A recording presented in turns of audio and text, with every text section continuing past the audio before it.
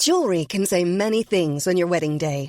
As a wedding band, it can say, "This is a forever symbol of our forever love." As a gift to your wedding party, it can say, "Thanks for standing up there with us." Blue Nile can help you find the piece that says it all and says it beautifully, with expert guidance and a wide assortment of jewelry of the highest quality at the best price. Go to BlueNile.com and experience the convenience of shopping Blue Nile, the original online jeweler since 1999. That's BlueNile.com. Ryan Reynolds here from Mint Mobile.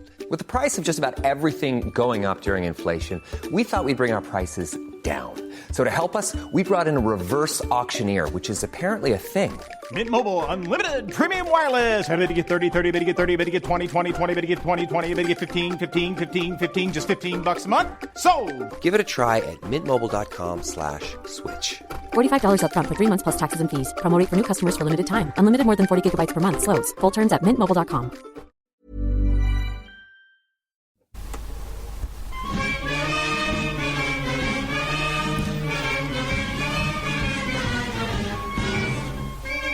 Hello and welcome to this. It is the EggChasers Rugby Podcast, the podcast about rugby that didn't take the game, or indeed itself, too seriously. I'm JB in the Rugby Dungeon, and I'm with Phil. Hello, Phil. Hello, JB. And fresh from his travels, returned like a prodigal son, Tim Cocker. How are you? I wouldn't say fresh, but I am back from my travels, yes. You've been back a few days now, haven't you? Back a couple of days now. I don't think you two are too fresh either, to be honest, are you? We've got travels to discuss. Well, we've been fresher, but not too bad. This is the least worst I've felt from many of our escapades. I was going to say overseas. This on the seas. Yeah, on the seas. Yeah, so. I'll tell you what we'll do. What we should do is we should have a Patreon podcast, which is all about our various travels and escapades and shenanigans. We can sort of compartmentalise it there. Yes. And that's one way you can support the podcast is by going to patreon.com/EggChasers for more content to help keep the lights on. And thank you very much to you if you support the podcast. You're supporting the podcast by listening right now, and hit subscribe wherever you get yours. What are we covering on this show today? We've got Premiership Rugby next weekend. It's coming back. Prem and URC is back next weekend. Thank God. It's been a long time, isn't it? Apparently, though, maybe next year, early as next year, we won't need to be talking about Prem and URC because it'll be, well, one league. Pro RC, yeah. Yeah. Maybe. Well, yeah, we should definitely talk about that. And in that Premiership, we've still got to cover off Leicester Tigers, haven't we? We do, yes, Leicester Tigers. So let's do that. Keep on putting off because I keep threatening to actually get someone from Leicester Tigers to come and talk to us, but I just can't be bothered organising it. But we should definitely do that. Yeah, so we'll do that. And is there any other rugby news? Well, the ongoing saga of Zack Mercer is quite interesting. I mean, it's very... What's the latest? It's very unbecoming for all parties, I think. So Zack Mercer is linked to Toulon. Apparently they are currently in negotiations to replace Zack Mercer. Gloucester have got their eyes on Callum Chick, which is something else. That's a good signing. It's a great signing. But I just, it's a little bit unbecoming because it seems like they're forcing him out. It's just not a good advert, is it, for the Premiership? They're forcing Zack Mercer out, really? Are you sure it's not that Zack Mercer is scorned that he's not playing for England and is therefore, why did I bother coming back? I think all these things are true. We'll get a lot more money in France. Yeah. Well, Zack Mercer's very well remunerated. Gloucester need to get people off their books. Mm-hmm. If you look how skinny their coaching setup is for this year, that'll probably tell you everything you need to know about their financial situation, which is poor. If you speak to many, many sources, they'll tell you that Gloucester are looking to cut expenditure even more. Well, aren't they one of the clubs that have said they're actively seeking a buyer? Well, I mean, that's everyone in the Premiership, isn't it? Find me the club in the Premiership that wouldn't have a buyer at this point. So all those things combined, it just doesn't sound good. So you've got the spectacle of, on the eve of the Premiership kickoff, Gloucester not overtly saying they've got financial issues, but if you're getting rid of Zack Mercer, who's your key signing, it doesn't scream ambition to win the league, does it? It screams ambition to hopefully survive the year and maybe play some rugby next year. Not the message you want if you're a Gloucester fan. And if you're Zack Mercer, it just feels like a little bit unbecoming because, I think he wants out, but I think what he ultimately wants is to play competitive rugby. Right, so I don't blame him if he wants to go to Toulon to play competitive rugby. Good for him. But at this stage in the season, he doesn't want to be thinking where his future is. He should be settled and going somewhere. Fair. So there's, if we're on the kind of transfer news and rumours, particularly with back rows and playing in France, the Kolisi spoke out about the mutual termination of his Racing 92 contract. Was it inspirational what he said? Well, he didn't. From the transcript that I've seen, people were wanting to get some clickbait and some headlines, like that they fell out, that Laurent... He don't believe journalists would do such a thing. He took Lorenzetti's comments to heart, that kind of thing, and he didn't get drawn into any of that. He just said it was best for both teams. It's just me summarising. Best for both parties, because while he's playing for the Springboks, he couldn't give his full to Racing 92. Why did he sign then? Well, great question.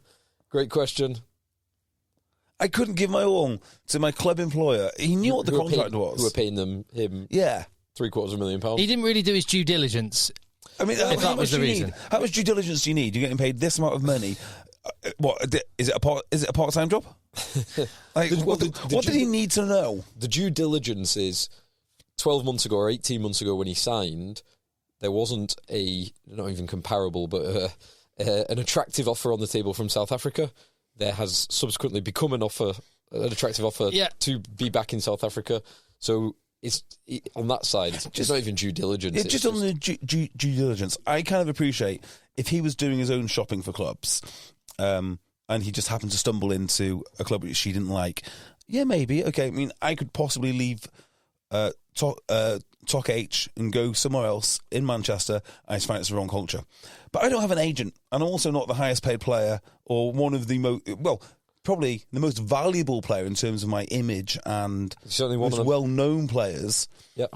With probably not just one agent, probably a handful of agents that work for him. And having actually know an agent, in fact, I know a few of them very, very, very well. And I can tell you, the agent that I know, right, would make sure that the cultural fit between the player and the club was spot on before making that move. I think, and furthermore, there's no way that they're not communicating that. They went for the money, and I think. Oh, you're allowed to go and try something and it not work out. That's happened a bunch of times. But I think Phil's point is absolutely spot on. Yeah, but you can't. So I spoke to. Oh no, actually, I won't say that. All I'll say is Marco Massotti at the Sharks is the only person who has the means and the will to pay Kolisi to come back to South Africa. Well, if Marco Massotti was not in charge of the Sharks, he would still be in Paris. Mm-hmm. Yeah, and I'm sort of laying into Kolisi here because I think it's funny, because he didn't do his job at all well here. But I think it is a move that works for all parties, and we're lucky that Marco Massotti is in a position to do this. I'll tell you what, he's playing good rugby for South Africa. He was good against Ireland, and he was good against New Zealand. Yeah, he was really good. Particularly in that second test. Yeah, he was excellent. Yeah. It does work better for him being the Sharks. Well, hang on, just on this one. I mean, obviously he felt it was shocking that his club wanted him to play high level rugby. I mean, that's obviously beyond the pale for him. Maybe Sharks does work because those boys do not like playing club rugby. Definitely not. Unless there's a final. It's the final of Europe. They're not going to play. Marco Massotti must be a remarkably generous man, because what are those Springboks doing for the majority of the season? Having coffee with the boys, sitting in the stands? It was a World Cup year. That may be the caveat. I don't think there's the excuses this year that there might have been last. Yeah, they show up for one final. The best pack in the world shows up for one final. It's a hell of a lot of money. Imagine if you were spending all against that money. Gloucester. Yeah. Gloucester with Zack Mercer. Imagine Gloucester without Zack Mercer. Must be. In fact, if Marco Massotti wants to give me a job on a similar sort of work structure as the Springbok pack, please feel free. Ox and Che is being hunted for next season by loads of French clubs as well. To the shock of nobody. Yeah. Yes. One of the most valuable props in the world. One of the most valuable players in the world. Scrummagers. Yeah. Yep. Absolutely.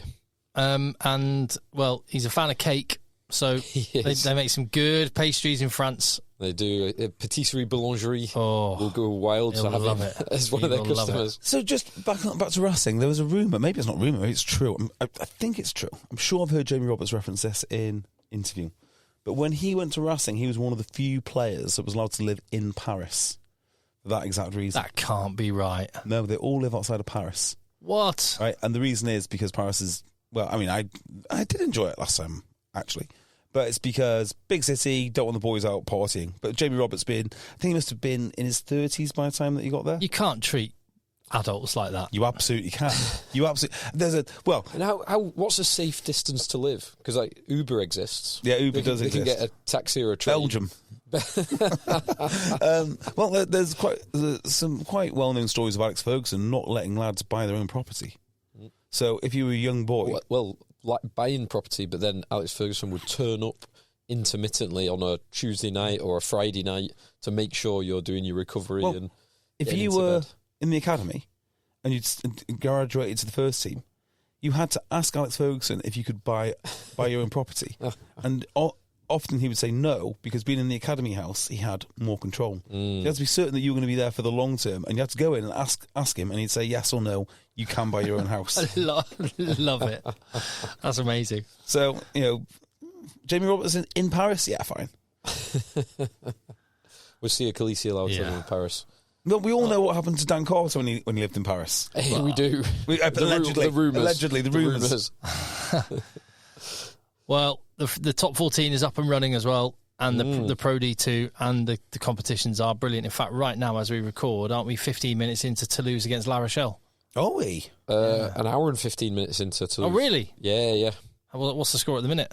It was 22-10, I think. It is currently 22-13 to Toulouse. I saw Teddy Thomas was playing centre in that one. 13, yeah.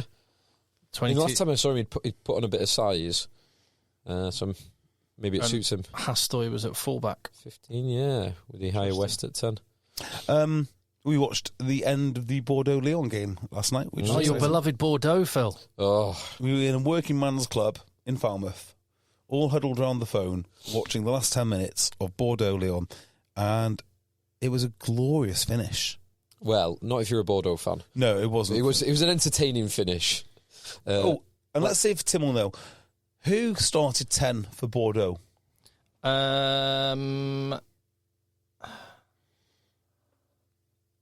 So it wasn't Jalabert. No, Jalabert came off the bench. Yeah, weirdly. I don't know why. And they didn't put, Buros up to 10 or anything? Nope. Go on. Joey Carberry. Joey Carberry got it in one. So he played 40 minutes, broke his... Oh, your lead. Did he? Oh. Yeah. No, it's still not. Wait, am I out? There you go, yeah. I'm in. Yeah. So basically, he's had to leave Irish rugby because he couldn't quite get fit, and therefore his opportunities dropped off. Yeah. Second game, Bordeaux, breaks his thumb. I think it was his first game. Oh, yeah. Bloody hell. Broke his thumb or broke his hand. Some lads just have no luck. But I'm not quite sure what was going on with Bordeaux because they changed a few players, including, obviously, Carberry came in for Jalibert, but Luku also started on the bench. So I have no doubt that Jalibert and Luku are the number 1 and 10. It's a long season. But it's one game into a long season. I know. I get it if it's before Europe or if we're 5 games in. Lyon are a good team. They'll be trying to push for the playoffs. And so I thought it was a bit of a weird selection. And I don't know any more. I've not read any of the French media about why that was done. Yeah. I got sent one picture as well, just talking injuries briefly. I got sent one picture earlier by someone who thought I'd be interested / devastated. And they were right. Rafi Quirk in a cast. Oh, Talk God. about players who just need to get fit and get playing consistently. I think it's getting critical for him. Oh, I genuinely think I think he's going to end up just being an average Premiership player. That's my honest opinion now. It's just, there is just not... I mean, how old is he now? 24? Yeah, it must be. Something like that, yeah. And he hardly played last season. Yeah. Because he couldn't get fit for the first half, and even when he did eventually get fit for the last period, he couldn't displace Gus Waugh. So if he's got ambitions of being an England player, which he undoubtedly had, that's... I think, when he first showed up, he had all the raw ingredients to be one of the best players in the 9 jersey England's seen for the last 10 years, probably. You're right up there. But at 24, you need to be fit and playing all of the time now. All of the time. I will just talk about one other talented young scrum half from that game on the Lyon side. So Kuyu Baptiste Couillou. He scored a try, set up a try in the first half. He just looked electric. He looked... France have got so many good scrum halves. Loads of them called Baptiste as well. Baptiste Saran. Baptiste Couillou, Baptiste Jonot, the one at Clermont, who's awesome as well. And Le Garrick. Nolan Le Garrick, Maxime Lucu, and obviously... Well, I made the observation about Lucu. He looks like a haunted man, doesn't he? Like, best of a generation. He looks like a haunted Jason Statham. Except for one. Yeah. No matter what he does, he knows as well, doesn't he? Every morning he wakes up, he knows he's woken up slightly worse than DuPont. That is his life. He goes to the shop and he pays for his food in a slightly less stylish way than DuPont. There's just nothing the man can do, and it haunts him day to day to day. Right, let's talk about this rumoured, again, British and Irish League. Now, I'm going to very briefly summarise what's been said and what's happened. So, firstly, let me just take you back a year ago, and it was during the Rugby World Cup when there was talks about preliminary discussions between Premiership and the URC to incorporate English clubs into a large tournament. At that point, which would include South Africa and Italy. What basically has happened is it's been reported as a potential British and Irish League. What's actually happened is the Premiership clubs / RFU, I'm not exactly sure how it all works when they sit around. Yeah, they're all aligned. They're all aligned now. So they've sat around and they are trying to plan their future, and it's they that have said they're interested, apparently, according to the Telegraph, they're interested in a British and Irish League, which would exclude South Africa and Italy. This is not URC saying it. In fact, they've come out and said there are no plans and that they're not interested. There's subsequently been Irish journalists who are saying that actually the IRFU would be keen.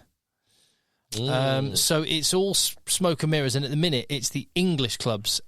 From what if you read between the line and you take what the journalists are saying at face value, it's the English clubs that are going, we'd quite like to have a British and Irish League. If we can't do that, then an Anglo-Welsh League. And we'd be quite happy to get rid of South Africa and Italian teams. I don't really know how to navigate this so much. So the question would be why? Why now? Because the English leagues have often had the ability to do this in previous years. So right when they formed the Premiership, I think there was a chance that the Welsh could join. In fact, the Welsh used to be part of the Courage Leagues, did they not, back in the day? Yeah. So it has been done before. And about 10 years ago, before, like when Pro 14 and stuff, and Rabo Pro Direct and all that, the Irish, Scottish, Welsh teams would have absolutely loved English clubs to have done something like this. And the English Premiership sat there smugly and said, no, we're not going to lower, we don't need that. But I think the question why is a really important one, and it's the Premiership is not making money. Yeah.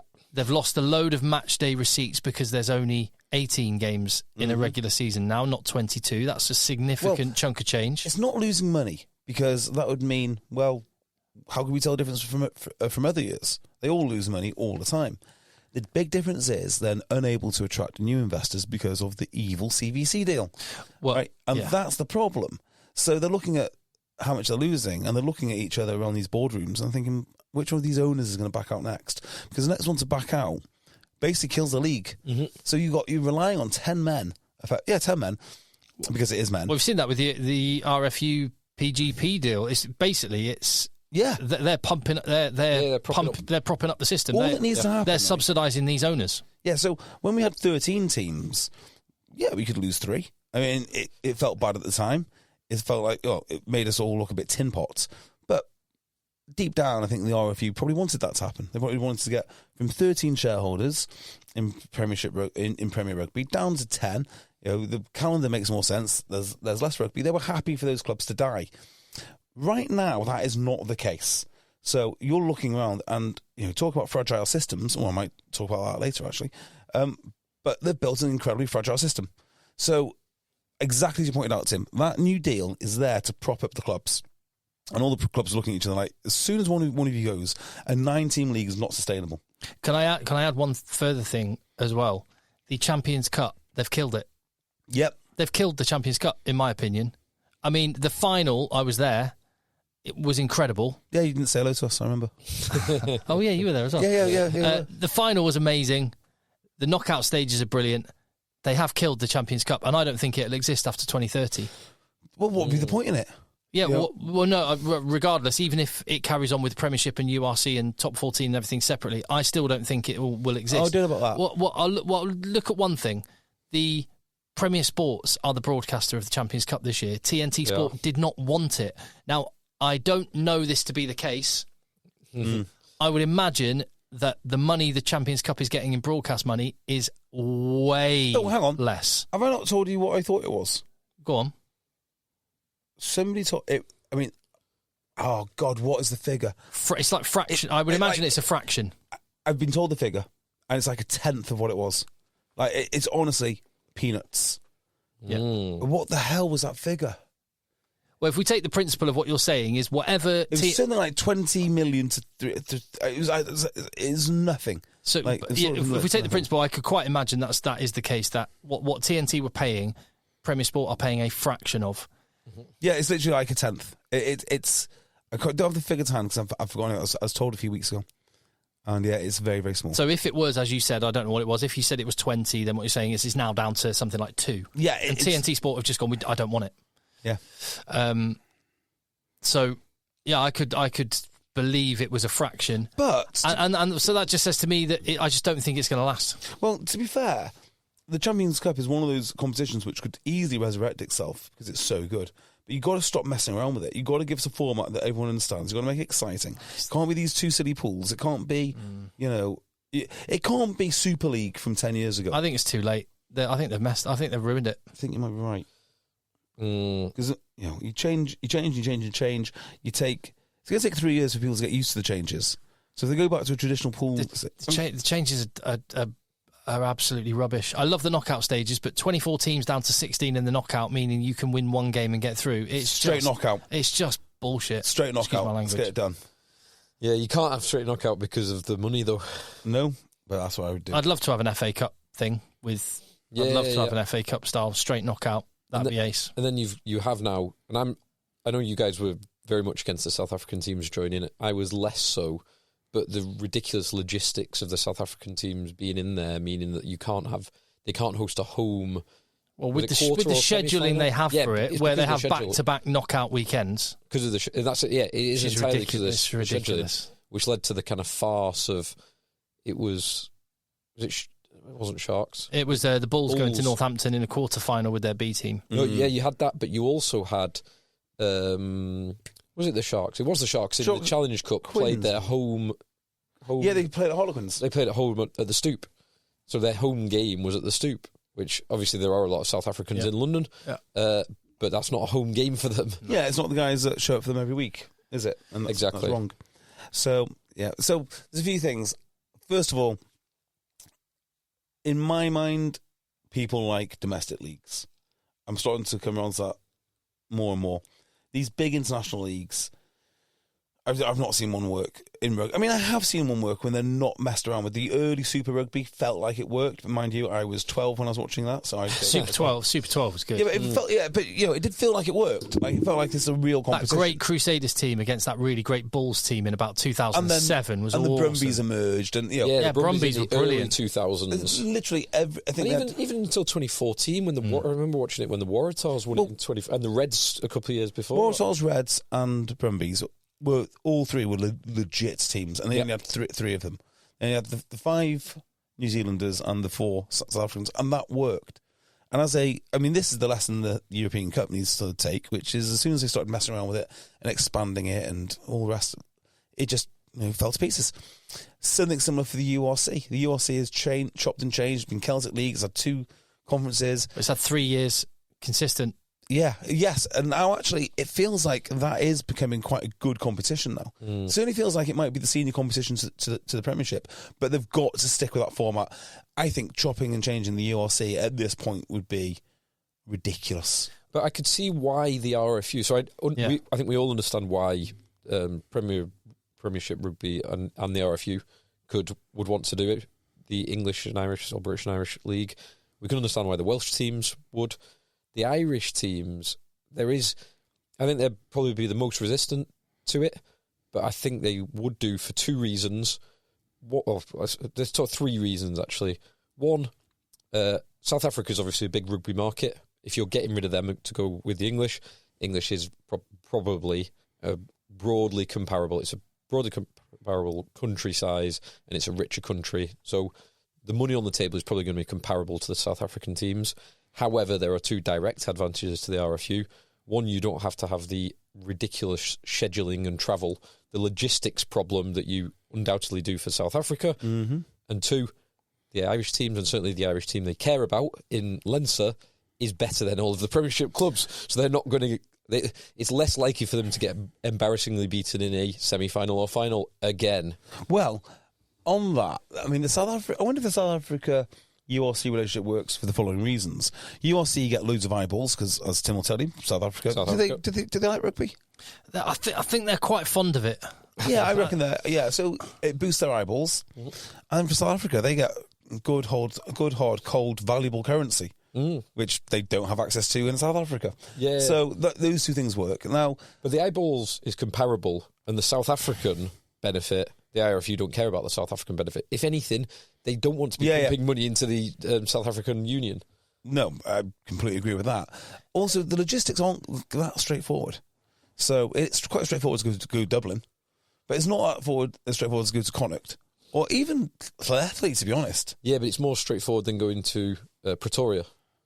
Yes, this is true. Yes, true. And mind you, I bet if we just did the calculation of Quins going to, I don't know, Johannesburg or Cape Town against Quins going to... Well, Dublin. Connacht. So I will tell you, flights-wise, time and money, it'll be way more expensive. But once you've paid for the food and the hotels, it's probably not that different for Harlequins to go to Johannesburg or Dublin. Harlequins get to Heathrow, they fly over to Dublin, and then it's the road, coach all the way somewhere else. It will be on a day-to-day basis, but when you go to South Africa, you spend a month there. Whereas when you go to Connacht, you spend 2 days there. Fair. It's not the same. There's no way you can convince me the logistics. No, you're absolutely right. Of course, you're absolutely right. Is there an argument that steel sharpens steel, and it's actually helped the Irish national team? Having those... No, because they're still not won. They drew a series in South Africa. Did they draw the series? Yeah, they won the second test in Durban. Oh, it was only 2 games, wasn't it? Yeah. Okay, fine. But they've done that. Like the overall trajectory of Irish rugby, like went back to, was it 2014, 15 when they first beat the All Blacks over 100 years. Since then, they've had successful tours to New Zealand before and South URC, Africa. during the URC. Yeah, so that's Irish rugby's improvements rather. Well, Irish rugby are basically who they've always been. On occasions, the best team in the world, just not the occasions that matter. So normally 12 months out from a World Cup. Yeah. But by the way, Chicago next year. Oh, finally. Chicago All Blacks in Chicago again. Really? Yes. Against Ireland, New Zealand in Chicago. November tour. No, I think it's July tour. No, it can't be because that's the Lions. So it must be November tour. Perfect. Yeah, it's November. Sign me up for that. Halloween in Chicago. Oh, yes. Again. You've already done that once. I haven't. No, you didn't do it. I haven't. Do it. Oh, what a let's night! Do that. What a night! That was superb. I can't even tell you about that on the Patreon. You just throw me off my train of thought. Here's a reason I don't want this URC thing to happen. I think Irish welfare policy. I mean, we've only just unstitched the welfare policies really for the English team, i.e., we're not resting as many players for the club game. Throwing the Irish in with their politics. Salary caps as well is another thing. Salary caps, player resting. I mean, you might have a situation where when the Irish want to beat you, they absolutely smash you. But when they come to your stadium and your fans show up, they play a bunch of kids and you hammer them because they can't be bothered, or they're resting, or welfare policies kick in. And that's just not good enough. So at the moment, the Premiership, it is struggling. But I don't think anyone would doubt the quality of the product that we're seeing. I mean, yes, the relative rugby compared to the URC might not be as high a standard, but relative to each other, when they're playing each other, the product is great on the field. Like, if you just watch a standalone I game, agree. Superb. I've got a thought, and this, Phil has long said for years and years and years he'd love to see that you've said, Phil, you'd love to see the season in sort of clearly defined blocks. Yes. Which progressed in some way. Yeah. And I was thinking, if the Champions Cup was gone, you kept the leagues as they are, you would save 9 weekends in the season, which means that instead of finishing at the end of May, the season could finish in April. Yeah. Imagine it finished in April. Even the top 14 could finish then. If that happened, and then you had top 6 from the URC, top 6 from the top 14, top 4 from the Premiership, 4 because there's only 10 teams. So that would be 16 teams. Then you go straight knockout cup competition, which is the European Champions Cup, which is the 16 best teams from the 3 domestic leagues. You have to earn your right to be in that year's competition, which happens immediately afterwards in a straight knockout. 16 teams, 4 rounds of games. You've saved 5 weeks of the season. You've probably got a competition which would get way more eyeballs and TV money. Wouldn't solve the problem of, for English clubs or other clubs, fewer home games, but might increase the TV revenue. I just think that would be really cool to finish the Premiership season, and then you crown a Premiership winner, a URC winner, a top 14 winner, and then boom, the best of the best go and battle it out. Do you think you missed something? So, last weekend, or last couple of weekends of last season, you got Northampton winning, you got Toulouse winning 2 finals, and then you've got Glasgow winning theirs. And having those things like the penultimate weekends of rugby, it seems quite special. Do you not think you take something away, maybe, if you had the Premiership winners crowned in April, but that's just the start of their journey? Well, they can't all go on the lash. It's not like the end of the season. They've almost got to go into a mini pre-season and start again. I do see what you're saying there. It just makes this year was more like what you're describing, because the Toulouse won the biggest one, the Champions Cup, 4 weeks or 5 weeks before they won the top 14. Yeah. So it's kind of already the wrong way round. This doesn't make that any worse. Yeah, the European Cup should be the last game of the season. It should be. But then you can't do that with the top 14, because the top 14 lasts so much longer than the Premiership and the URC. So again, it's scheduling and sorting all that side. Could they? Or it would be annual Club World Cup. But there again, the top 14 must be a week later, because you can't play top 14 when Toulouse are busy playing. So move it forward all week. But that should be the centrepiece. All rugby should be centred on that. Yeah, it should be. I get that. The other bonus of doing, again, it's just spitballing an idea. There's lots of different ways you could do it. But another benefit of doing that is the French season would finish early enough that they can send high-quality teams to the Southern Hemisphere.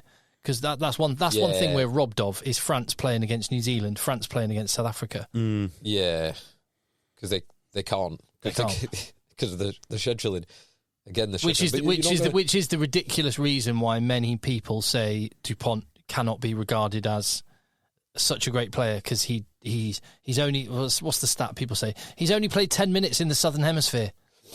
Because there hasn't been a World Cup in the Southern Hemisphere, and because France don't tour with their best players. I think I've solved the problem for Dupont playing in the Southern Hemisphere. We were discussing this earlier today or yesterday. But if he'd won that World Cup, imagine how different the world would be now. So he's won a gold medal with Sevens. He's won the World Cup with France. He would be regarded as the GOAT. Yeah. What does he do next? And I think I know. He goes to the NRL. Can you imagine how good he'd be in the NRL? Oh, my word. He'd be wow. And just win a quick NRL title. I'm sure they have some sort of mechanism for bringing in union superstars. It wouldn't surprise me if there's some sort of salary cap end around like a marquee player. But even if there's not, do a year there. And the fanfare for both NRL of having Union's biggest star, but also the fanfare of having him back would be massive. I'd love to see that, because I think he'd be an awesome rugby league player. Oh my word! Yeah. He'd be an awesome any rugby player. Yeah, any code, any position practically. And then he can sign for Real Madrid, Kansas City Chiefs, and not get cut. Yeah, well, no one's cutting Dupont. No chance. Win all the sports in all the positions. Oh, love to see it. But instead, he's got to do another 3 years worth of service in order to win that World Cup. So I'm actually with you, JB, on the... I hope that the URC or the British and Irish League does not merge, because I don't want another change. So I don't think it's what's going to happen unless another Premiership team fails, and then there'll be serious talks. I think now it's just scenario planning as options. What I would do if I were the URC is I would ditch one of the Welsh teams, because they'll all be better as a result. Maybe 2 of the Welsh sides, have an East and West, and just have that. 2 Scottish, 2 Welsh, 2 Italian. Yeah, and then I would get London Irish in as a URC team. If you can resurrect the brand. A London-based URC team. Yeah.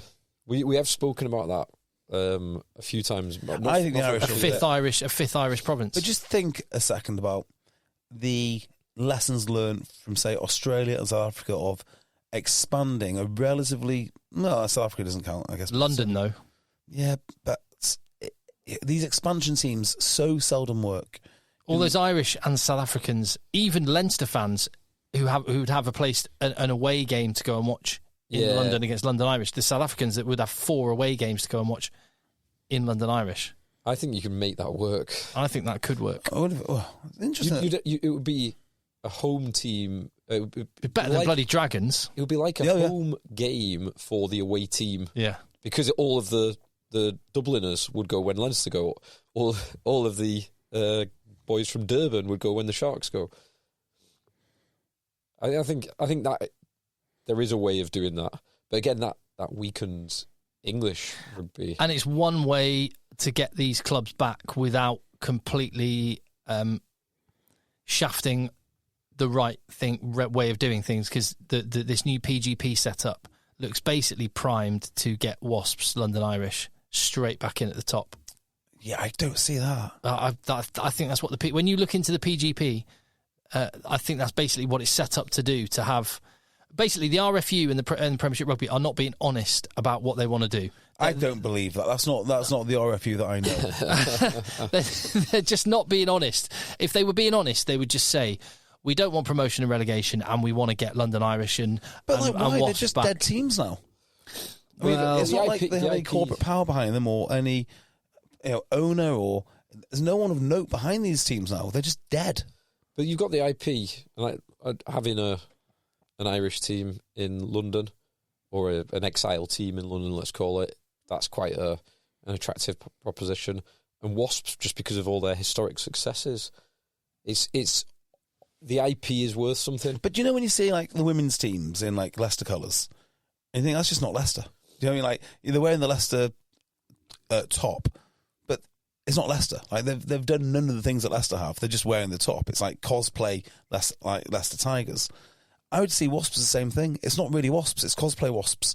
It's about as much Wasps as, say, the Browns are. The Indianapolis Colts are in Indianapolis. Like they've had to earn that history in Indianapolis. They're not the Cleveland Colts. So Baltimore Colts. And I just see that the same thing. Like all you're doing is dressing up guys in a costume of a formerly famous, successful club. It has none of the history. None of the sort of institutional heft. There's nothing there. I don't really care if they come back or not. I agree with that. Yeah. But people will see it as a potential solution, as a potential opportunity. I don't think they should do at all. No, I agree. As much as anything, you cannot write off the malpractice and all the millions of people, the businesses that went out, the families that were completely ruined by the mismanagement of that club. Just as happened to Richmond, to no one craves Richmond back in the you need to go back down to the bottom and work your way back up. And Richmond, fair play, found their own. They found their way now. Found the right level. They're a wonderful club. That's maybe where they should have always been. Agreed. Your thoughts, contact EggChasers@gmail.com is the email address. And on that, shall I dig up the Leicester Tigers? You can do, but we've had an email about Rams.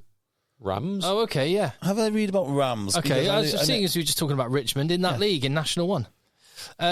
Johnny Hayes, contact EggChasers@gmail.com, says, afternoon, gents. With little top-flight rugby apart from the top 14, this weekend I thought I'd send an email in regarding National 1. Thank you very much, Johnny, for that. He says, being a lifelong London Irish fan, after their demise, I had to find another team to support. So did I. I wasn't not lifelong, but if I had to have a team, it would be London Irish. After failing to connect with another Premiership side, my brother and I went along to Rams, near Reading. Yeah, it used to be called Reading Enzians. I used to play when I was a mini rugby player at Newbury. I used to play against Reading Enzians, but they're now called Rams. He said, and a couple of seasons ago, I found that buzz again. Since then, we've watched many a home game and even embarked on away trips to Blackheath, Roslyn Park, Chinner, Richmond, and most recently Esher. With Premiership games costing upwards of £50 nowadays, we cannot advocate enough for National 1. Under £18 tickets, cheaper beer, rugby played at pace with the occasional error, no long kicking battles, tries all over the show. It's rugby for fans that enjoy going for the purity of the game, without the bells and whistles, plus the politics of the Prem. This season saw Rotherham return alongside Ding's Crusaders. Dings, yeah. I can't believe they're in National 1. I know. I played for them once. Wow. And Esher making the league as competitive as ever. Sedgley Park, Phil's boyhood club, Sedgley Park, starting well last week and narrowly losing to Sale yesterday. Oh, they lost to Sale in the Mank Derby. Which I'm gutted we were away, unavailable for that. Yeah, I wanted to watch that with my friend Wilco, which is a shame. And I went to the same fixture in April. Or do you know who's on their board now? I was talking to the Sale. Sale FC. Nick Flynn? No, a friend of the pod. To get people excited about Boost Mobile's new nationwide 5G network, we're offering unlimited talk, text, and data for $25 a month. Forever. Even if you have a baby. Even if your baby has a baby. Even if you grow old and wrinkly and you start repeating yourself. Even if you start repeating yourself. Even if you're on your deathbed and you need to make one last call. Or text. Right, or text. The long-lost son you abandoned at birth. You'll still get unlimited talk, text, and data for just $25 a month with Boost Mobile. Forever! After 30 gigabytes, customers may experience slower speeds. Customers will pay $25 a month as long as they remain active on the Boost Unlimited plan. Forever. Jewelry can say many things on your wedding day. As a wedding band, it can say, this is a forever symbol of our forever love. As a gift to your wedding party, it can say, thanks for standing up there with us. Blue Nile can help you find the piece that says it all and says it beautifully, with expert guidance and a wide assortment of jewelry of the highest quality at the best price. Go to BlueNile.com and experience the convenience of shopping Blue Nile, the original online jeweler since 1999. That's BlueNile.com. And this year's club captain. Who do you think Tom Brady. Tom Brady is club captain and on the board this year. I love it. On the committee, maybe. Good lad. Being a Rams fan, we've enjoyed the perfect start, enjoying 5-point wins over Darlington and Esher. The latter, another one of your former clubs, is that Darlington Darlington too. The latter being a back and forth encounter before Rams pulled clear in the final 20. Dings also surprised everyone with a massive 46-29 win over league big hitters Plymouth Albion at home. I send this email also as an invite, as Sale FC, who are also 2 from 2 with a bonus with 2 bonus point wins, come down to Rams next Saturday for a top of the table clash. Sale are Rams bogey team, so it'd be worth the trip down. JB will love our try scoring hooker Max Hayward, who's already on 5 for the season after being the league's top try scorer with 19 last year. 5 in 2 games. So one of 2 things happening here. He's super dynamic, or they're doing a lot of mauling. If you fancy a trip, it could be both. Yeah, it could be both of those. If you fancy a trip down south with some Guinness and flowing rugby, give us a shout. Otherwise, we will continue to update you all things National 1 throughout the season. Wonderful love stuff. the pod. Keep it up. So, just on that, the chances of me getting, the way I feel right now, chances of me getting in a car and going to Reading for beers next Saturday is remote 0. But I'll do my best to go to the Sale Reading game. Sale Rams game. Yeah. So that or Sedgley Rams game. Yeah, that'd be that'd be very good fun. So Phil told me something this weekend, Tim, and I had it confirmed by a player. Yeah. We were out around Falmouth, and Falmouth is like a mecca for lots of rugby teams. So, in fact, why don't you guess which rugby teams were out in Falmouth? Exeter Chiefs? Nope. No, not quite. Taunton Titans? There might be some Taunton lads out there, but no. Pirates? No. Cornish Pirates? No. Plymouth Albion? No. Bristol? Red Roof? Oh, yeah. Enforced. You couldn't move for everywhere. Penryn? Yeah. And Falmouth. And I saw one other as well. But like, it's not a big town. Is it Truro? Is it Truro? Could well be, but like, it's not a big town, and these are massive men. Yeah. Right, and they stand out. Them. They stand out a mile. Have you heard of Hellfire Corner? No. Yeah, so Phil told me about Hellfire Corner. He'll probably describe it better than I can because I've never seen the thing. I asked one of the Rugby players, like, do you have a thing called Hellfire Corner? He goes, do we have Hellfire Corner?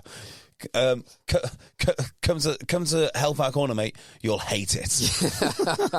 So the Red Roof pitch is on quite a pronounced slope. Yeah, I've played there. Side to side, yeah, left to right. And the lowest part, the bottom corner, is where a lot of their old boys gather to watch the game. Oh, is that what they call it? The other bit of it, is it? Yeah. They get and they'll use the hill. They'll kick you into the corner, and then they've always had, every time I've played them, certainly, big pack, big scrum, big driving maul, and just put they don't mind if they have the ball or you have the ball. They want to get you into Hellfire Corner and turn the screw, and all the old boys are shouting from the sidelines. And it's a tough place to be when, especially when it's. I didn't know that's what it's called. I've been in Hellfire Corner on the receiving end. Yes, yeah, but I didn't know that was the name of it. Come to Hellfire Corner, you'll hate it. Brilliant, love that. We'll hear more about their trip down to Cornwall on the Patreon podcast. I just seen this email from Matt Cotton that we didn't read. Oh, Matt Cotton's been in touch. Yeah, Matt, Times writer Matt Cotton, who does well. I'm assuming will still do. Keep an eye out in the Times for his preview of the Premiership. He's always a very entertaining read before each round of games. He says, "This. So apologies, Matt. I've only just seen this. It was from the 1st of September. I was in South Africa. Evening, chaps. I hope you're all well. Congratulations on yet another season of coverage. Truly the best CrossFit podcast out there. A few bits, some non-important, some a bit weird. The first one, nothing to do with rugby. Without the option of going to the gym, how would you guys recommend staying in shape on holiday? I know Phil has said about his chin-ups before. Yes. My Sten, I can feel JB's eyes rolling from here, comes in the form of Sten. I don't understand. My Sten. Comes in the form of a festival days. After I came back from, I'm not sure this is spelled right, come back from Turkey, I need to be in peak Castro on a Las Vegas balcony rig condition. Ooh. So he wants to look like Castro Giovanni partying with Ibrahimovic in Las Vegas. Yeah, I probably butchered that. I mean, this guy's a journalist who publishes stuff. It's my reading, probably. But what would you say, Phil, if you're working out on holiday, just your chin-ups? I like to go. I went for 2 runs in Falmouth. Just force myself to get up and just do something 6K incredibly slowly, but get my heart rate up for a little bit. I do like doing it. Sorry, JB, go on. No, please. I do like when I'm with the kids, and you kind of have to be with the kids because just finding some equipment like the swings or the climbing frame and just do a load of chin-ups. Just do some chin-ups. As many as you can. So I went to an all-inclusive ski holiday last year. And humble brag. Oh, no. I hated it. I hated every second, right? And because this ski thing was in a resort with hardly any village to speak of, hardly any opera ski, what I discovered about 2 weeks, like 2 days in, day 2, because already fairly miserable day 1. But by day 2, I was like, this is nothing more than a prison. Yeah, it's got a ski slope, but it is a prison. And from there on, I understood exactly why prisoners work out so much. I went to the gym once, if not twice a day, just to keep my mind off the fact that I was in a prison. So, go to an all-inclusive and hate it as much as I did. You'll soon discover the love of the gym. Other than that, I recommend that you don't do any more than 4 days. That's my other strategy. So I don't do any more than 4 days unless I can absolutely help it, or find a CrossFit gym whilst you're there, which is what I did in Gran Canaria and also Limassol. And then before you know it, you don't need to worry about it because you've done CrossFit every single day. So those would be my. I don't know. Does that help? Yeah, that helps. And get your steps up as well. Get your steps in. That always helps. Yeah. Do you know the other thing? Front load the days as well, I say. Just get it out of the way. Yeah, front load the days is great. That is I think developing like a really healthy dose of body dysmorphia or self-hatred will also help. So after day 1, you look at yourself and you think, oh, you're disgusting. You are absolutely foul. And you will go to that gym. I do like the Just skip meals. Skip meals is a great one. Yeah, skip skip meals. Which is, there's a Russell conjugation of intermittent fasting, brilliant. Skipping meals, terrible. It's the same thing. It's exactly Never the same. skip breakfast. No, absolutely, you got to skip breakfast. Then Matt goes on and says, secondly, I messaged last season about referring to the AJ Bell as Beatdown Boulevard. Yes. But what cute names can you think of for other grounds? And Matt comes up with some suggestions, but I'll open this one out, please. Nicknames for grounds. Beatdown Boulevard worked because Sale were really good at home at the AJ Bell. So contact eggchasers@gmail.com. Can you improve on Matt's suggestions, which is Northampton Saints can be Cobbler Country. Yeah. Quite like that. Yeah. Newcastle, the Diamond Mine. I do. Okay, fair enough. I do like that. Bristol, Bear Country, obvious. Yeah. Bath, the Principality of Posh. Leicester, Tiger Town. Exeter is Baxter University. I quite like that as well. Yeah, I like that. Quinn's, Maserati Manor. Oh, nice. Surrey's, Voonprop Vault. Oh, yeah, because Voonprop Limited. And he doesn't have one for Gloucester. Shed City, I don't know. Yeah. Shed City's not bad. Shed's not bad at all. Shed City's very good, actually. Yeah. Just to go back to Maserati parking, one of my favourite bits of advertising / marketing. The more I think about it, the more brilliant that was, because rather than trying to hide what rugby is, I don't know, calling it whatever inclusive nonsense that the RFU dream up this week, the Maserati parking was just so perfect because everybody understood it instantly and it just fit. Yeah, they should definitely. It was like the Mad Men. It was like the Mad Men moment where they reinvent the agency for what it really is. Yeah, they should reinstall that. Yeah, I'll do a Leicester Tigers preview then while we're on the emails. Firstly, have you seen Leicester's Euro kit? With the old school club crest. Really? Yeah, that's more like it. There it is. I don't know why they've got Leon Lloyd and Mike Brown looking like they're in a... Leon Lloyd? Yeah, Leon Lloyd. Yeah. Awesome. Yeah, I know. That's awesome. Got him and Mike Brown in their Euro kit. Oh, let's look at that. With a proper old school crest. Oh, yes, the crest is perfect. Overall, the colours, perhaps not to my taste, but I love that crest. What are you talking about, Phil? I mean, yeah, they're not... I mean, it's not... It doesn't sing Leicester Tigers. It does. The blue, it's blue. It's blue and white. Yeah, I'm sure they used to have that navy blue on one of their kits. I'm certain of it. Yeah, it should... I think... From back in the day. It should have been the green, red and white. But I love that kit. I love the crest. Love the crest. But also the simplicity of the hoops. Like 2 hoops. But they've also simplified the old school crest. That's brilliant. That's exactly what they should be doing. Which it's different from the old school crest. I quite like that. I do as well. I like that. I do. I love it. Well done, Leicester. Well done. Yeah. If that's an omen for their season. And by the way, one of those players in the old school kit still plays. And by looking at that picture, you wouldn't know which one it is. You weren't. Leon Lloyd is. Still, it looks like he's in good shape. Good nick. He looks great. I'm just going to pick this one from Callum Jackson. Contact eggchasers@gmail.com. Thank you for all the Leicester Tigers previews. This is the final one of our Premiership team previews. He says, Tim, Phil, JB, love the pod, blah. Here's my take on Leicester Tigers going into the new season. Last season can only be described by one word: frustrating. Early disruption, including 10 players at the World Cup and new attack coach Alan Dickens being put on gardening leave at the end of pre-season, led to a poor start. However, things did get better with some great results. For example, beating Bath home and away, Saracens, Saints and Quins in the Premiership, and a young side beating Stade Francais away in Europe. Post the Six Nations break, everything seemed to fall apart. The only positives being a spirited away loss to Leinster and a final day home win over Exeter. It's safe to say pressure was on McKellar at the end of the season, but there was enough mitigation, the attack coach, World Cup, Super Rugby-esque conditioning, that most were happy to give him another year.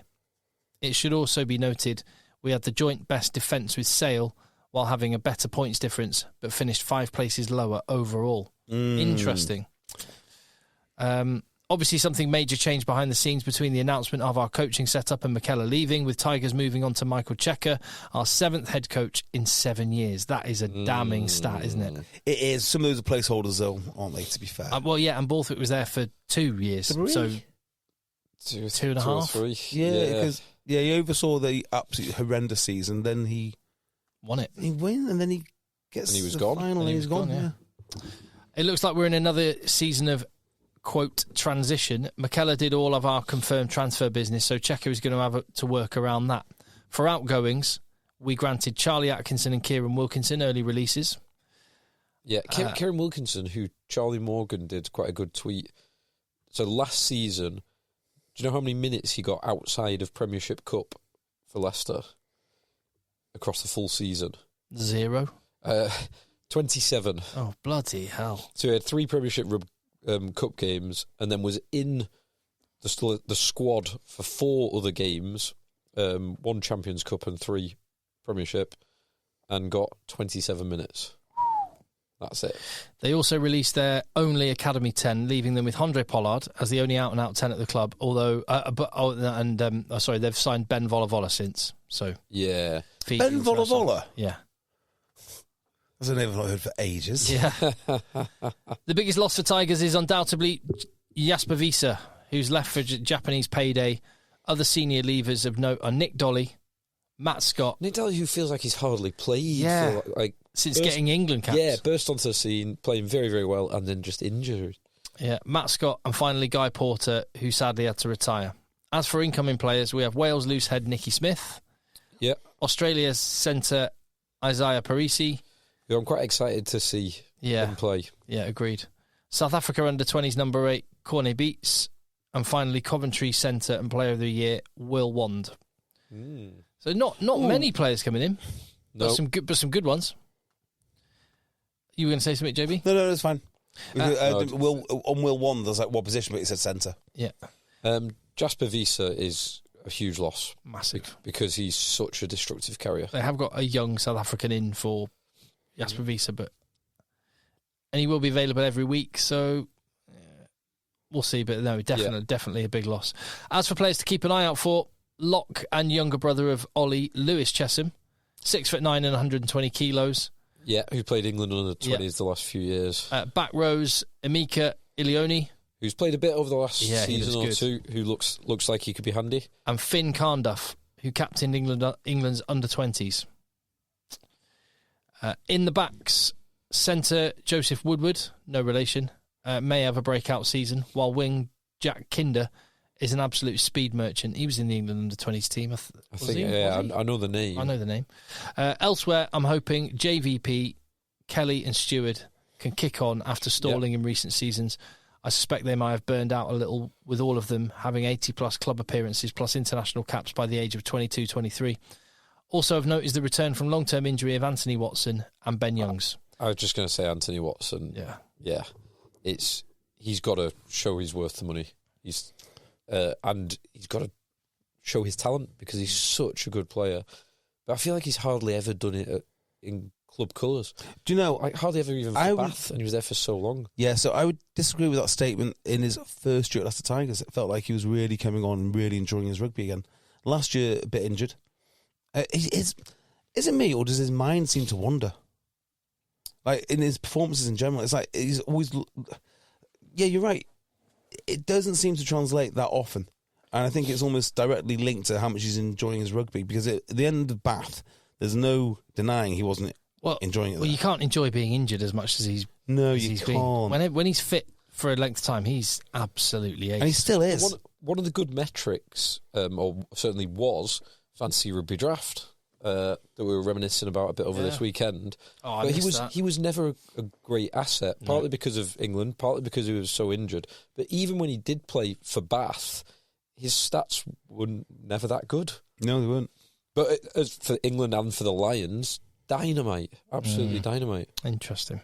He says, as for next season, I imagine Tigers will still be targeting a top 4 finish in the Prem and European knockouts, especially with the squad we have and the experience of Checker.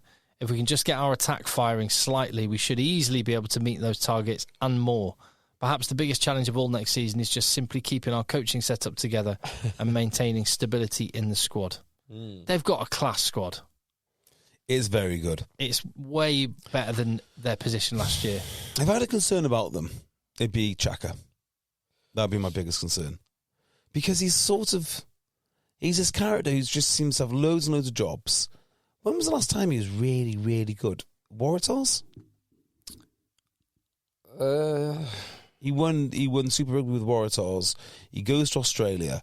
Guess we'll World Cup final. He won trophies with Leinster. Yeah, but that was like how long? So it's a long time ago now. Yeah, I mean, so is a semi-final is a semi-finalist at the World Cup a good result? Yeah. Argentina. I mean, I would say on Australia. I mean, they were in a relatively poor pool with England and only had to beat Wales. And you might also say, look at what happened to Australia after he left. You know, it's not like they've. It's not like he was winning trophies at Leinster. They left and they continued to win trophies. Australia were not terrible when he was there. They've certainly got more terrible, or they certainly have become terrible since he's left. So I guess that works in his favour.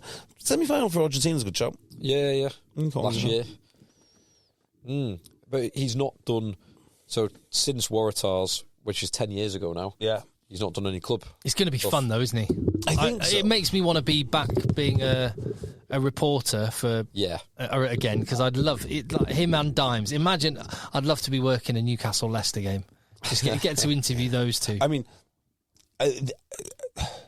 his strength is also his weakness, right? So in my mind, the strength of the man is he doesn't need to be there. Much like Steve Diamond doesn't need to be there. Independently wealthy. Like, we're talking serious wealth. He owns some clothing manufacturer or something. He does rugby because he loves rugby, and that's great. I'm not sure if it's great if you're his employer, because you're dealing with a free spirit who you can't tell him what to do, can you? Like, how do you tell him what to do? Yeah. Do this or what, mates? Oh, you'll be fired. Okay, fine. Which is a bit of an issue.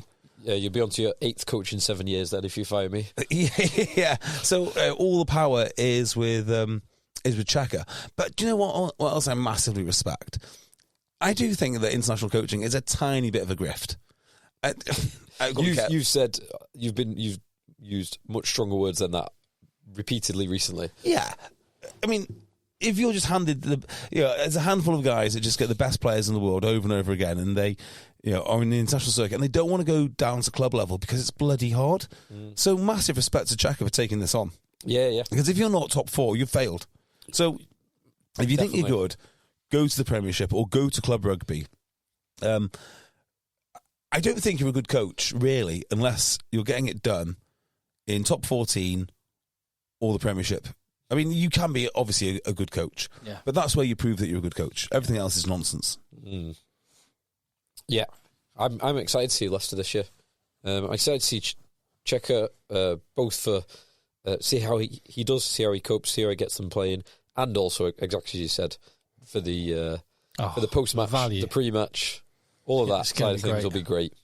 Very good. I do miss Fantasy Rugby Draft. It was a good game. I do. And it added so much to rugby, just for your knowledge of the game. Well, just the access to the stats. Yeah. Were brilliant. I made a revelation to our friend of the pod and one of the players in our Fantasy Rugby Draft League, Lewis, while I was away with him in South Africa. Going to buy it? I did, on occasion, get information about team news and use it to my advantage. So did JB. Yeah, I was the only one not doing this. I knew who the kickers were. I had a handful of contacts in each club, players who... I'll confess something which I'm not proud of, but it happened. The only team, right, who would not tell me anything ever is Harlequins. Really? No one... they took it super seriously. Like, just ask me. I did once call... I can make a confession now. I did for a big knockout fantasy rugby draft playoff game. I called Nick Mullins to get the team early because I was working on that match, and I said it was because I wanted to, do my prep, which is kind of true, but actually it was true. But if it happens to benefit, if it happened to benefit my transfers for that week's games, I did get the team, and that was the year I won it.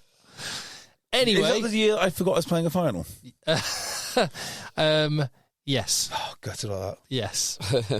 Oh, no, because I didn't play you in the final. No. Or knockout or semi or something. Yeah. You forgot you were playing. Anyway, speaking of which, Premiership, Newcastle v Bristol Friday night. But that's not going to be the live game because Bath are playing Northampton at the same time. Ooh, let's start with that then. Bath v Northampton, rematch of the final. What a great way to start the season. Yeah, that is good.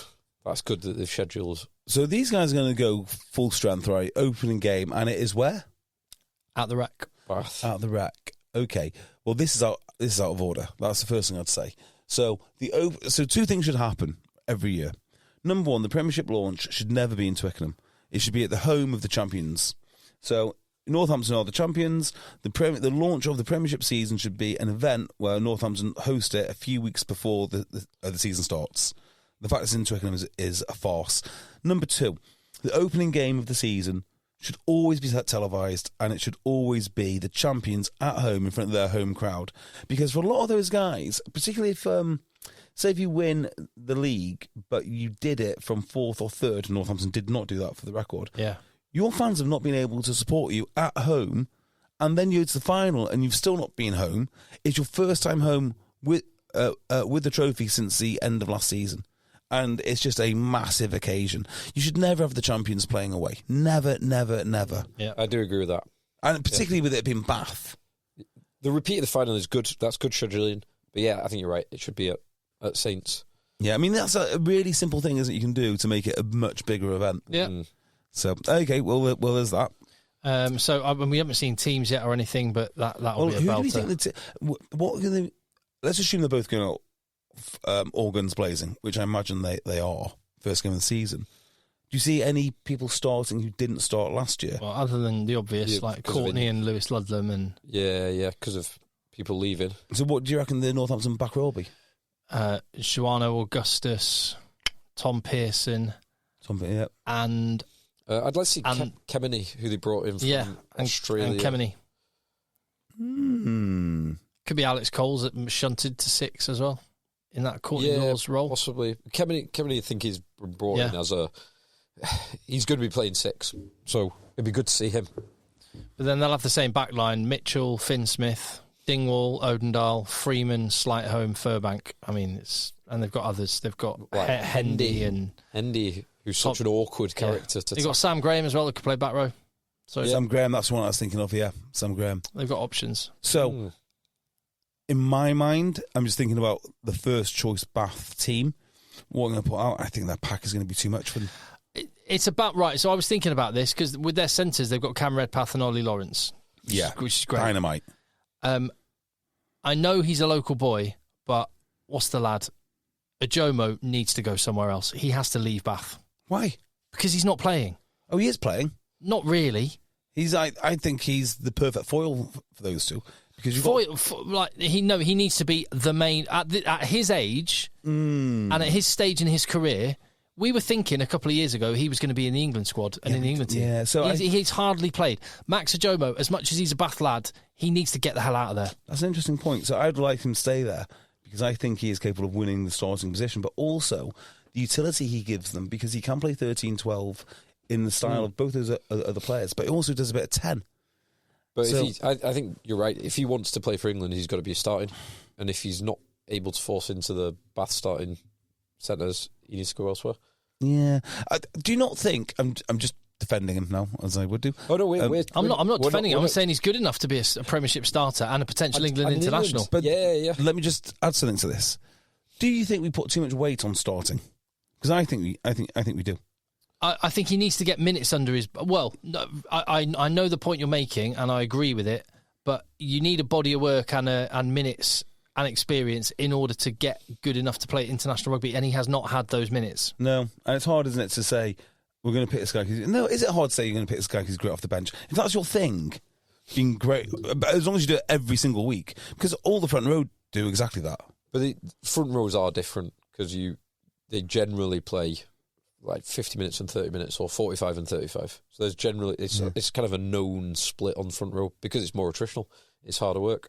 Whereas centres, you'll often play the full 80, or the replacement centre will get 5 minutes. I'm just looking at Max Ajomo's overall career stats. Now, he is 24 now.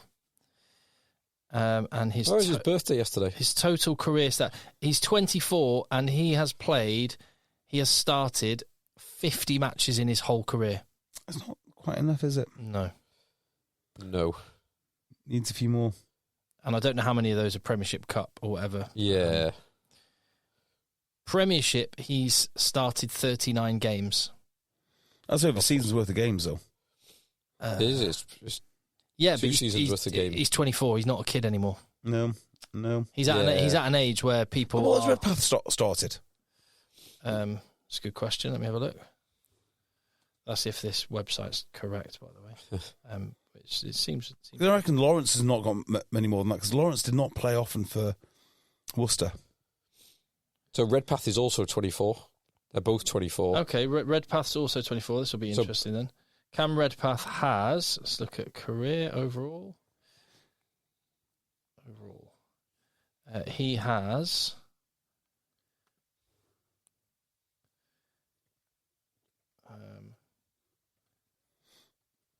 90 Premiership appearances. Yeah, quite a lot more. So more than double. Appearances or starts? Appearances, and he has 62 starts. Okay, so 50% more starts. Well, what did I don't know, 50? 39 starts. 39. Yeah. It's not as big a difference. I don't know how many are Premiership and all the rest of it. He's also got 14 Scotland caps. Anyway, there we go. Because they've got good centres. If I were Ajomo, I'd be getting my agent to look around. Maybe he needs a new agent. Maybe. So I think Bath take them. Bath in the wreck. I think their pack's going to be absolutely monstrous if they get their starting for. So presumably they won't have Thomas du Toit because he's in the Rugby Championship. He'll be play for South Africa. Oh, of course he is. Yeah. Yeah, I think that's a game. I think that changes the game. It does enough problem to swing it Northampton's way. Yeah, mind you, the battle of the back rows will be interesting.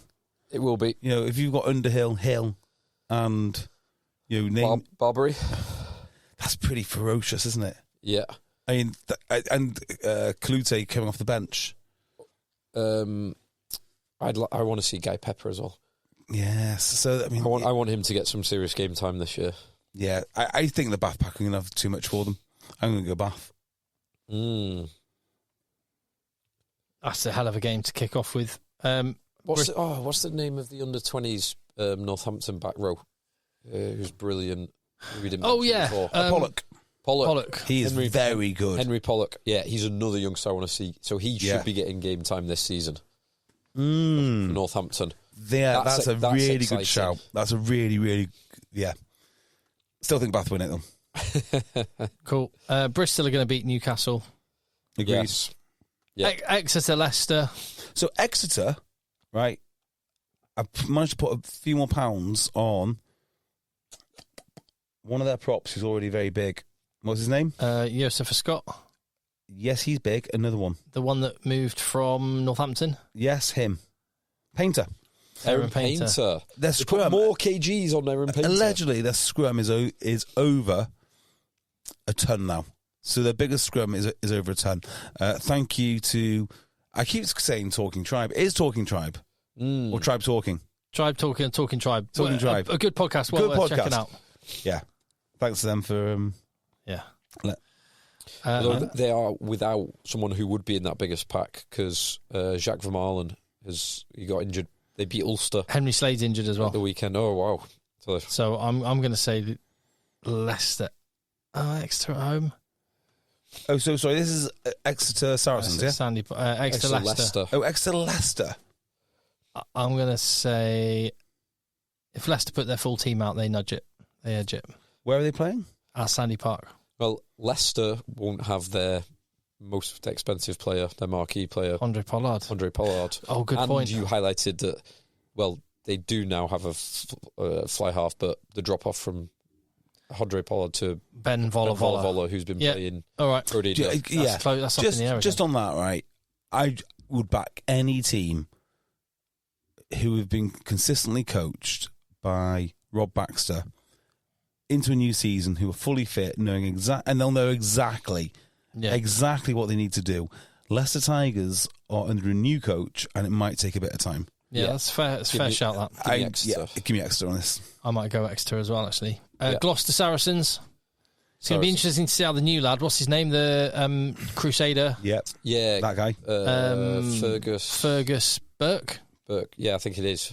The king is dead. Long live the king. Saracens will be the most interesting team for me of the whole campaign. These are the guys that I want to see the most, thinking about it, because they've lost so much talent now. I mean, the drain of talent from Saracens has just been so enormous. And I don't think they've been successful in the last few years at successfully replacing it. They've not managed to bring through these guys who have made their mark on the shirt from the guys that have left. So if you looked at when they were really competitive in like the latter stages of last year or the year before, it was basically just bringing out the old band time and time again. Yep. Now, nobody has come in and said, right, this is my team. Maybe Tompkins a little bit, but he's an older... he's like synonymous with the old god. He's been in around that team for 7 years. So it's Alex Lazowski will come back in the mix. Yeah, because he was injured for most of the season. Yeah. And he ended the season on the bench because Cinti won't be there. Lewington's retired. Farrell's gone. So that's the back line has taken... And Maitland's gone. Yeah. But Good has gone. There's a few players out the... No, Good's still there, isn't he? No, Good's gone. I don't know, but Daly will still be there anyway. Good's still there, isn't he? Is he? I'm sure he's still there. I think he is. Well, no, he'll struggle to be a... They're not going to have Jose Martin Gonzalez. They don't have Billy Vunipola anymore, so big season for Tom Willis. They're not going to have Theo McFarlane because he's with Samoa. Unless he gets back in time. I doubt it. Yeah, they might miss him for this. So they might play Itoje or Ezekwe in the back row because you've got Tizard and the like. Hunter Hill's still there. I feel has he moved some? I'm not sure. But Tom Willis, big season for him. Balmain? Yeah, he'll probably have to start. Hunter Hill went to Northampton Saints. Yeah, I thought he did. Yeah. So we'll see. It's going to be interesting to see how they go. Yeah, because do you know my little chat earlier about if you think you're good coaching the Premiership? Well, I'm so interested to see how what I consider the best coaching team in the country does with this new group of players. This is a hell of a test. The big problem for him is the fly half position. We spoke about before on the preview.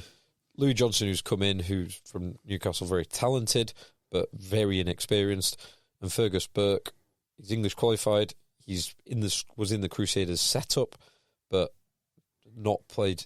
He certainly never forced his way into being the top dog for the Crusaders, which admittedly is very hard. It is very hard. Either one of those to step up and be the primary fly half is a big ask. What if Lewington reverts back to fly half? He's retired. Not Lewington. Lazowski potentially. So Lewington fly half would be a hell of a call. That would never be bold. What's his name at Gloucester? We never knew that he could play. Carreras Never knew he could play fly half. Turns out he's world class. Yeah. And the final game of the weekend. So Gloucester Saracens at the King's Home. Sale Quins. Sale Quins will be an interesting. Is this on Friday night?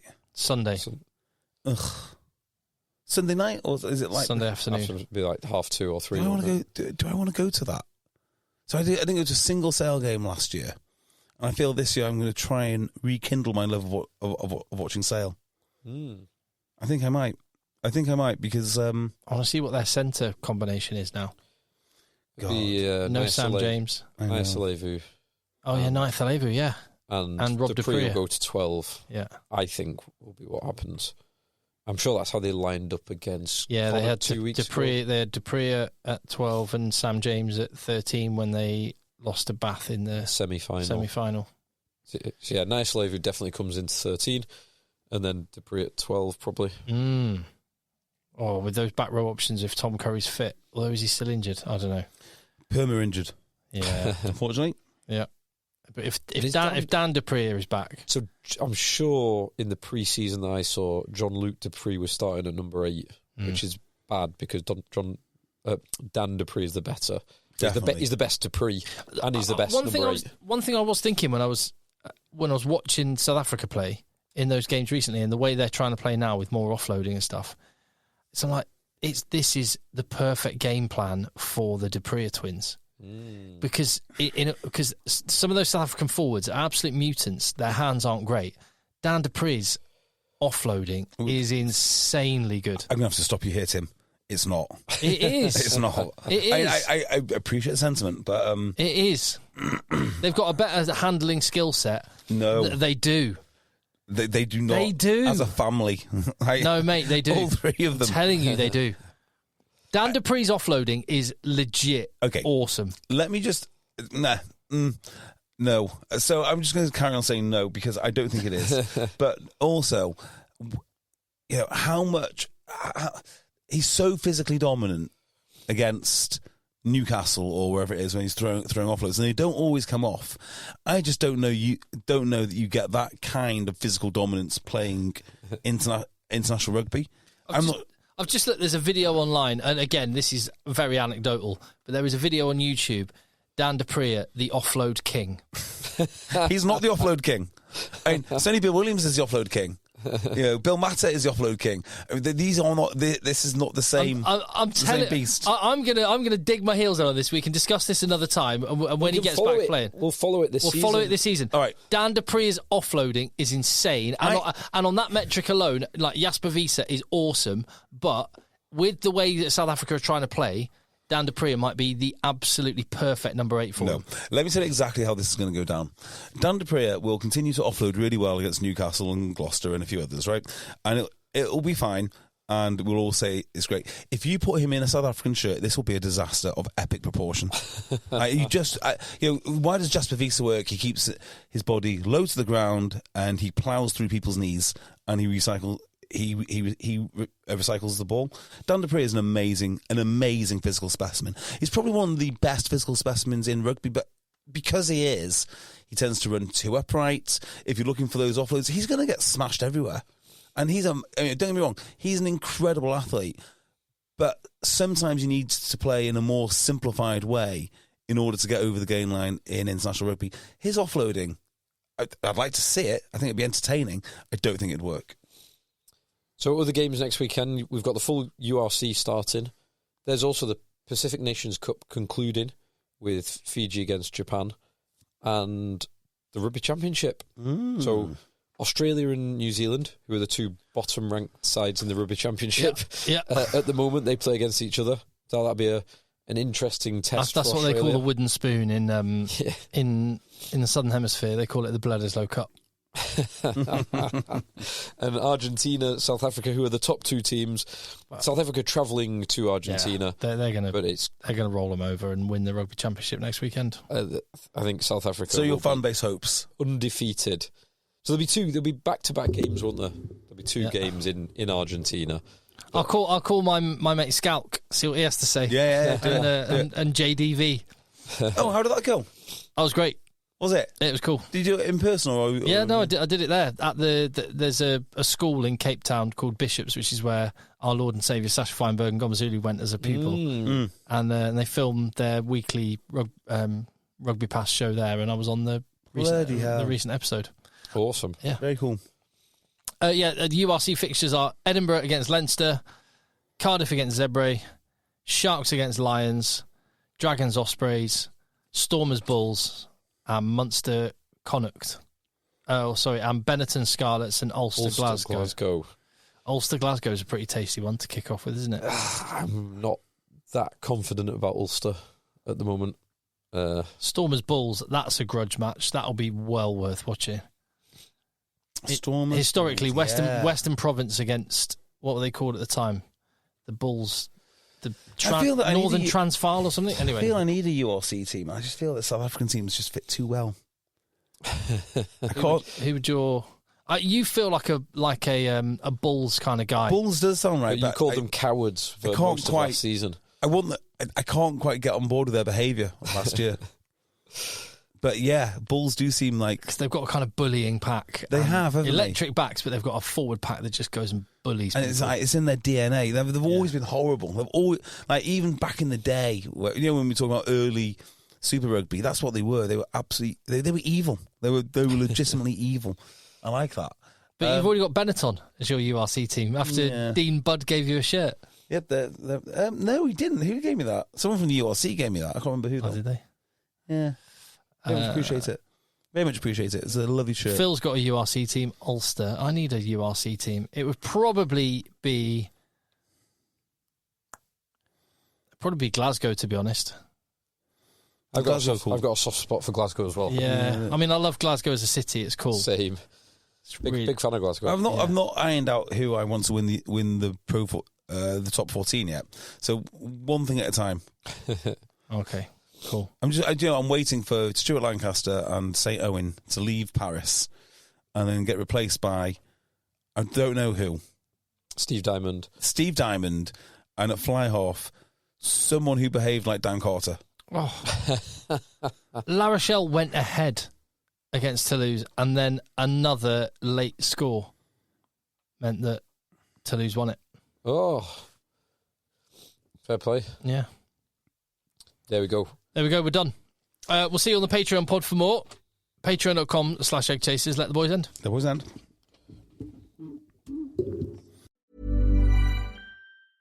To make switching to the new Boost Mobile risk-free, we're offering a 30-day money-back guarantee. So why wouldn't you switch from Verizon or T-Mobile? Because you have nothing to lose. Boost Mobile is offering a 30-day money-back guarantee. No, I asked why wouldn't you switch from Verizon or T-Mobile? Oh. Wouldn't. Because you love wasting money as a way to punish yourself because your mother never showed you enough love as a child? Whoa. Easy there. Yeah. Applies to online activations. Requires port in and auto pay. Customers activating in stores may be charged non-refundable activation fees. Good taste is easy to spot, but hard to pin down. You know it when you see it. And in today's culture, there's no greater signifier of taste than the car you drive. You want something sophisticated, but not stodgy. Daring, yet classic. Approachable, but with an air of opulence. That's where the Range Rover Evoque comes in. The reductive exterior is an elegant expression of Range Rover DNA, and the chiseled taillight graphics give the Evoque a sense of motion even at standstill. Explore the Range Rover Evoque at LandRoverUSA.com. Hey, it's Mark Maron from WTF here to let you know that this podcast is brought to you by Progressive Insurance. And I'm sure the reason you're listening to this podcast right now is because you chose it. Well, choose Progressive's Name Your Price tool, and you could find insurance options that fit your budget, so you can pick the best one for your situation. Who doesn't like choice? Try it at Progressive.com. And now, some legal info. Progressive Casualty Insurance Company and Affiliates. Price and coverage match limited by state law. Not available in all states.